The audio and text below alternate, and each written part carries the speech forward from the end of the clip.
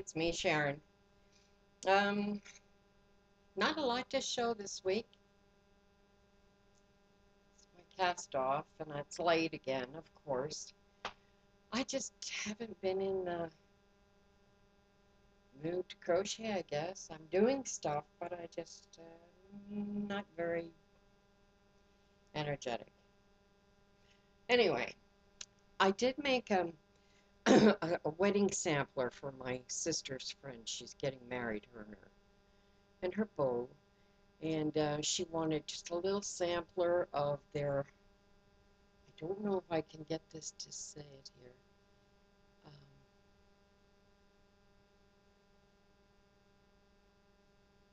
I can get it on an angle. There we go.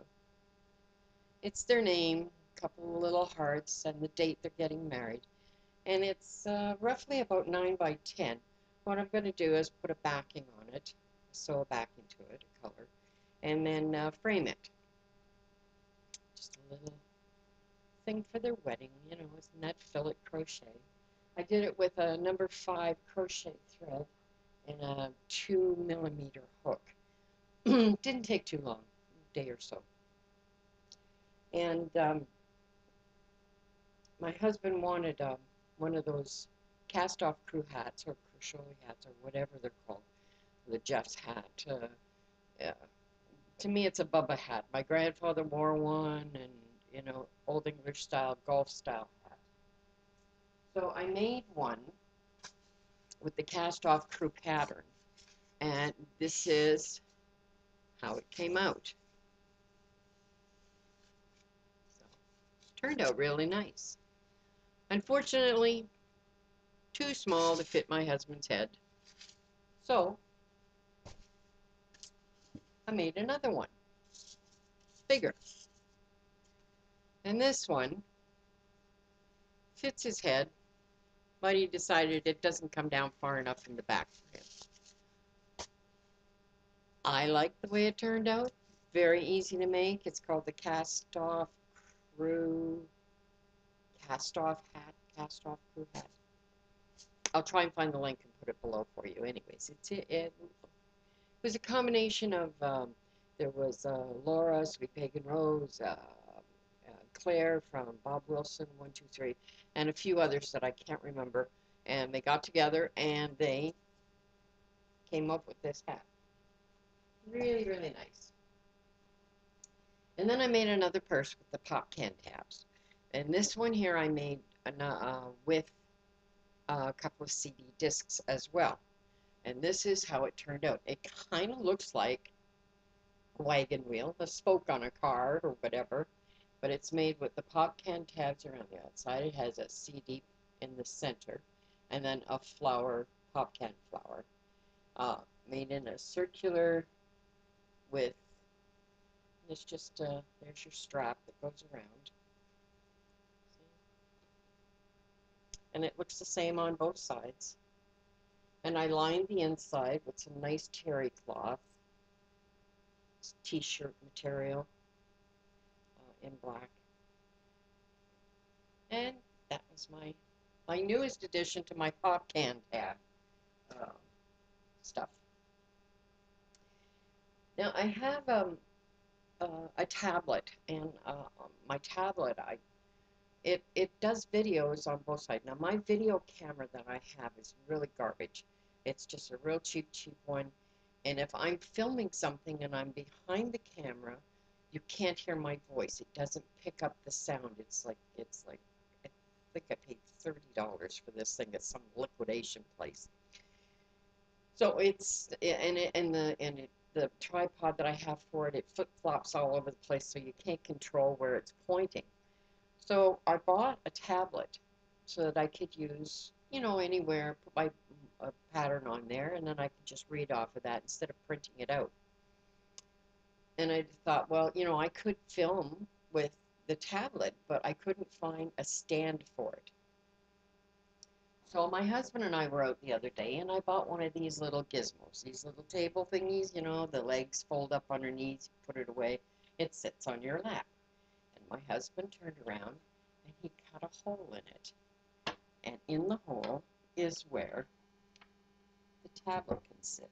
And as you see, the tablet comes out from here, and there's a hole. And yes, Claire, it's owls.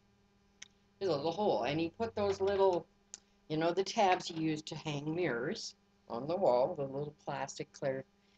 And what happens is you take the tablet, you set the tablet down inside, and the tabs prevent it from falling through. Now I can turn it on, and I can work, because it's high enough, if I set it on my other tab, not here, I set it high enough, I can work underneath the tablet, because I set the part that you're seeing right there, the tablet. I set it closest to me. It picks up the sound, and it videotapes. Hopefully. Because you see, I did have my craft sale on Saturday, first time in 30 years I did a craft sale, and I was very disappointed. Um, I went there, my table was not in a very good spot. There, the advertising for it was terrible. At no point in the day were there more customers than there were, or browsers or whatever, than there were vendors. There were a lot of vendors selling a lot of the same stuff. I was put next to a woman, very nice lady. Everybody was extremely helpful.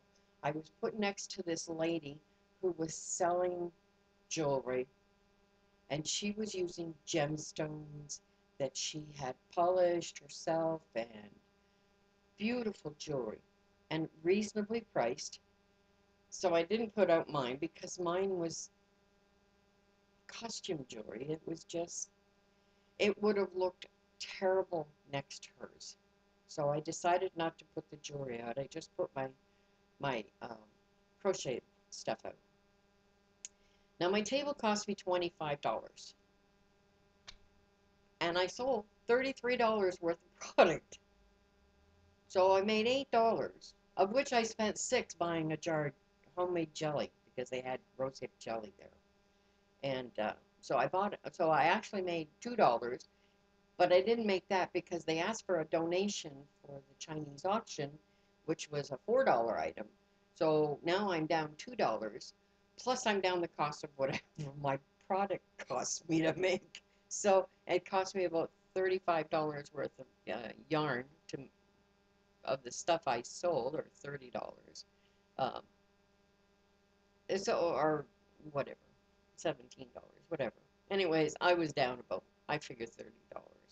So I doubt very highly if I'll go back to this one here in the spring again, because I talked to ladies and gents that were there, and they said this is not uncommon for their springtime one there, that they don't get that many people. And we had a lot of things going on that day. Our Giant Tiger reopened after the renovations, so they had a big to-do going on there.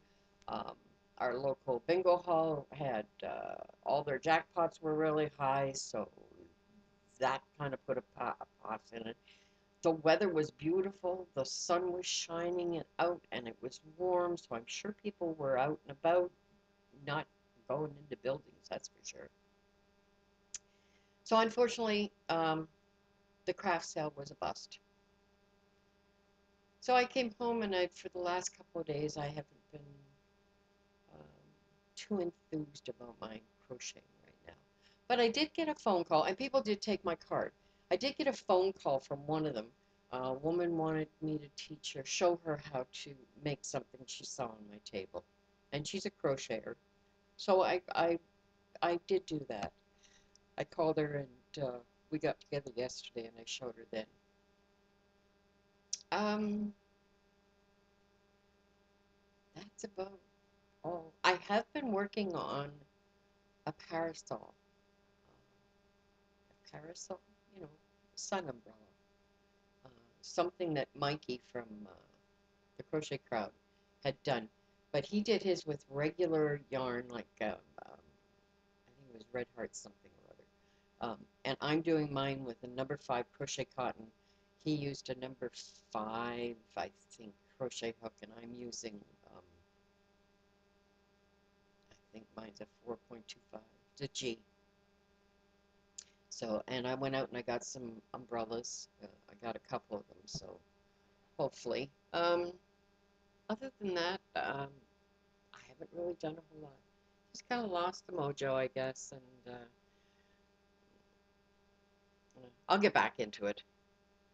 Z sent me some beautiful yarn for a draw that I won, and I haven't decided what I want to do with it yet. So, I'm trying to figure out what to do with that. And of course, I did make a few more of those little makeup bags. You know, these here. I made a cream colored one, uh, the blue one, the this black one, and one other color. Couldn't get people to. They look at it, everybody go, "Oh my God!" And "Oh, isn't that beautiful?" And "How did you do that?" And "Where did you figure it out?"